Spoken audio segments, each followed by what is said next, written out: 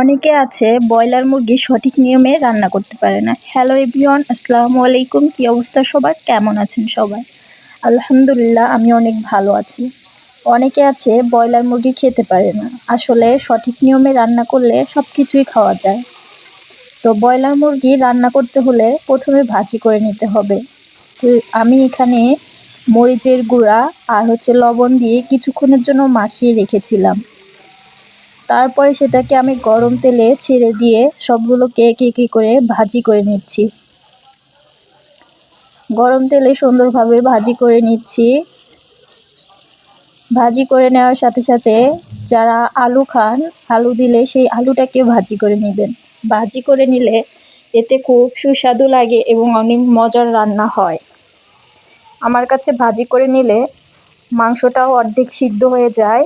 মাংসে যদি কখনো গন্ধ থাকে সেই গন্ধটাও চলে যায়, অনেক বেশি মজা হয়।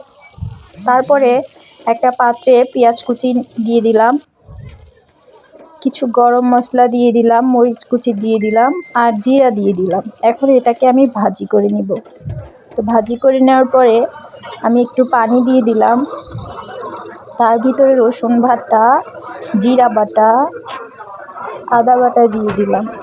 এখন আমি মশলাটাকে কষিয়ে নেব। সকল প্রকার মশলা দিয়ে দিব। আমি এখানে সামান্য পরিমাণ অনুযায়ী মরিচের গুঁড়া দিয়ে দিলাম, সজের গুঁড়া দিয়ে দিলাম, হলুদের গুঁড়া দিয়ে দিলাম,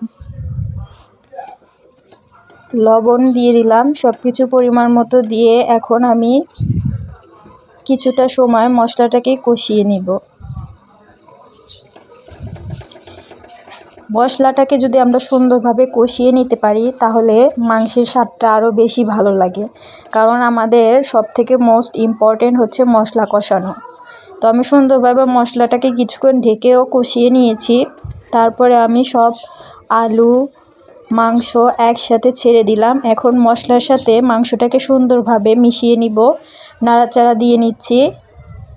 কিছুক্ষণ মশলার সাথে মাখিয়ে নেওয়ার জন্য কিছুক্ষণ রেখে দিচ্ছি এবং সুন্দরভাবে মাখিয়ে নেওয়ার পরে তারপর আমি একদম ঝোল দিয়ে দিলাম। আমি ঝোলটা দিয়ে এখন ঢেকে দিব। তারপরে তো বলক চলে এসেছে।